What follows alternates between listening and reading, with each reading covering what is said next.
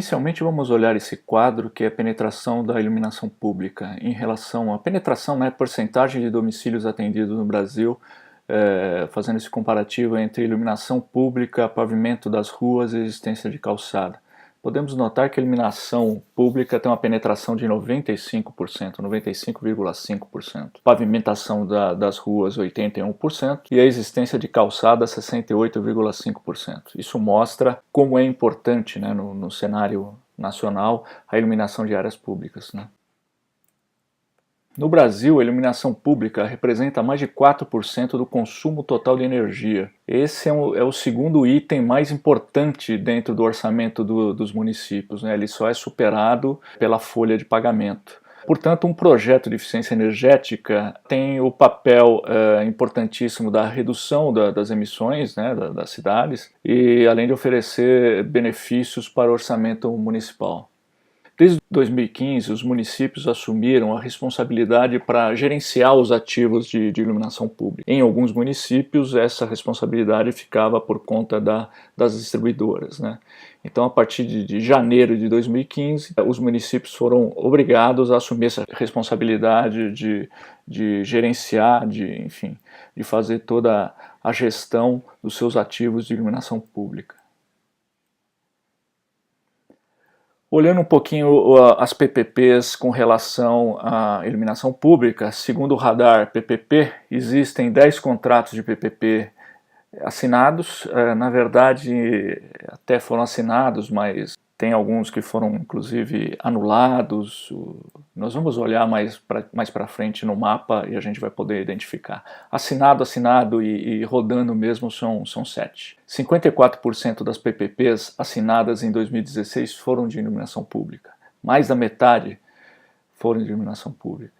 Existem hoje 40 estudos perto da licitação e, segundo o radar PPP, o tamanho estimado desse mercado é de 7,5 bilhões de reais. No mapa nós podemos notar que está assinalado as 10 PPPs que inicialmente foram apontadas como assinadas, mas a de Cuiabá, por exemplo, ela foi anulada. Né? De Marabá e Goianésia do Pará, os dois lá do Pará, também acabou dando problema, tá na justiça, estão decidindo, assim como em São Paulo, né? A capital de São Paulo, que não está nesse mapa, também foi licitada, teve um vencedor, mas está em disputa. Então, assinada mesmo são 7, essa de São José do Ribamar, no Maranhão, a de Belo Horizonte, que foi agora no começo do ano, São João de Meriti, no Rio de Janeiro, que foram uma das primeiras, né, junto com Caraguá e junto com Urânia, depois Mauá, em São Paulo, Guaratuba, no Paraná. Tá, então são essas 7 PPPs de iluminação pública que estão assinadas e estão rodando realmente no Brasil. Bom, nesses slides a gente vai falar um pouquinho do potencial de implantação de PPP em iluminação pública. Nós sabemos que o Brasil tem 5.570 municípios e destes, 47% deles já tem a cobrança da COSIP, que é a contribuição, né, para a iluminação pública, que significa 63% do total de pontos de iluminação pública, que já tem uma cobrança de taxa, a população já paga uma taxa para que o município invista, enfim, gerencie todo esse parque aí todo o seu ativo de iluminação pública. Dos aproximadamente 2.600 municípios com COSIP, que são os 47% de 5.570, 74% a contribuição está subdimensionada, não é suficiente para pagar a conta de luz e a operação manutenção do parque. Então, se fizer uma PPP, o município tem que complementar esse valor, como tem que complementar hoje, né? Se ela quiser fazer a gestão do parque dela, o município, além da contribuição, tem que botar um pouco mais de dinheiro. Então, podemos entender que 26%, aproximadamente 680 municípios, a contribuição paga a conta.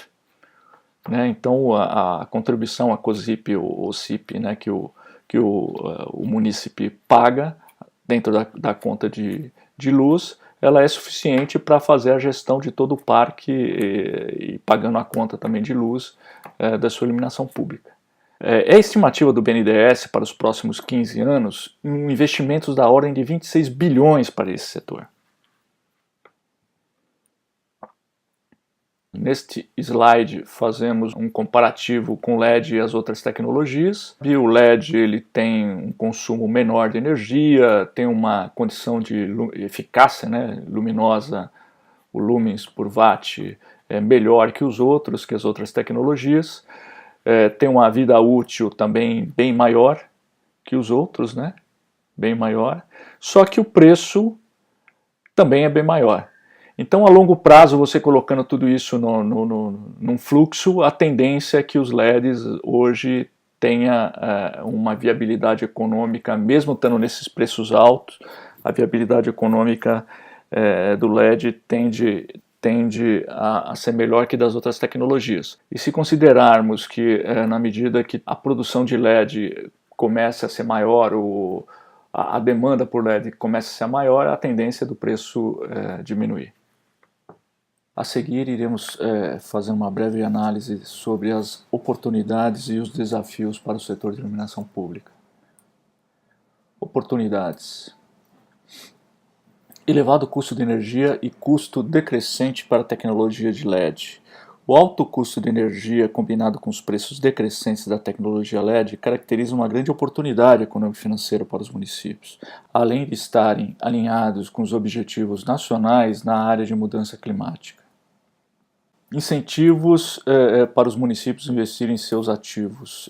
Diferentemente das distribuidoras de energia, os municípios têm o incentivo de garantir uma gestão eficiente e reduzir o consumo associado a essa infraestrutura. Esta mudança criou uma massa crítica de municípios em busca de soluções para uma mesma questão e que, na maioria dos casos, contam com um orçamento específico para atender esse serviço, que é a contribuição para a iluminação pública, né, o COSIP, que nós vamos falar mais à frente.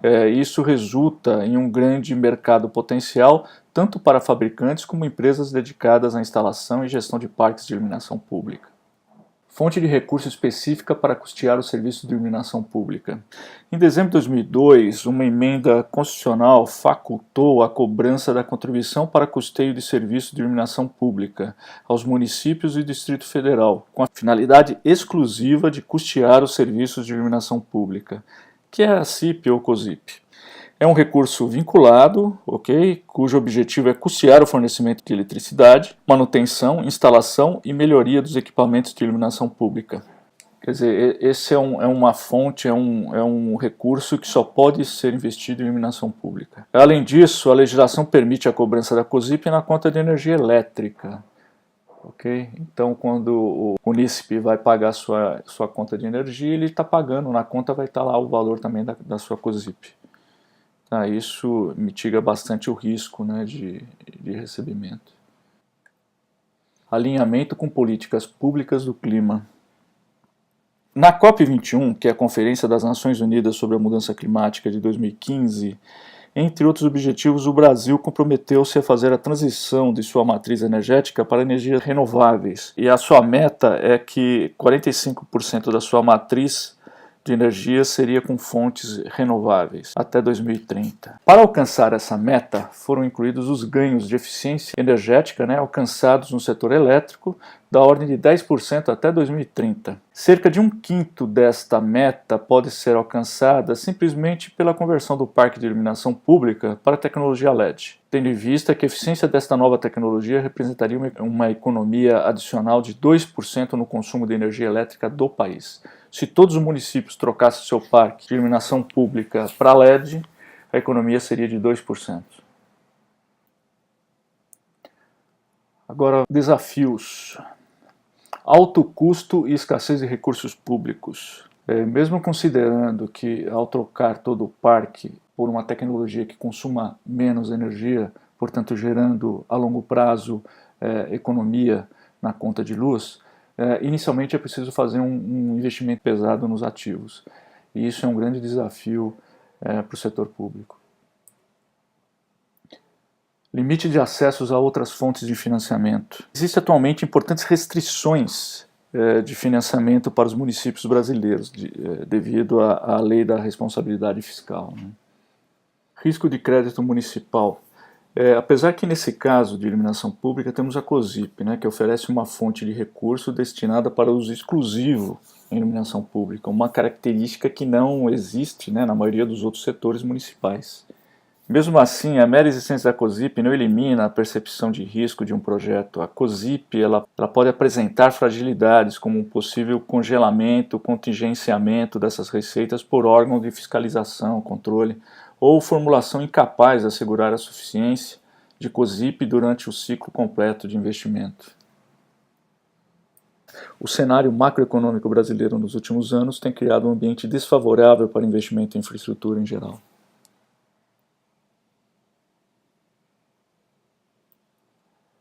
Neste slide, vamos analisar um pouquinho uma estrutura de PPP, né? Como que seria a estrutura de um modelo de uma PPP, no caso de iluminação pública.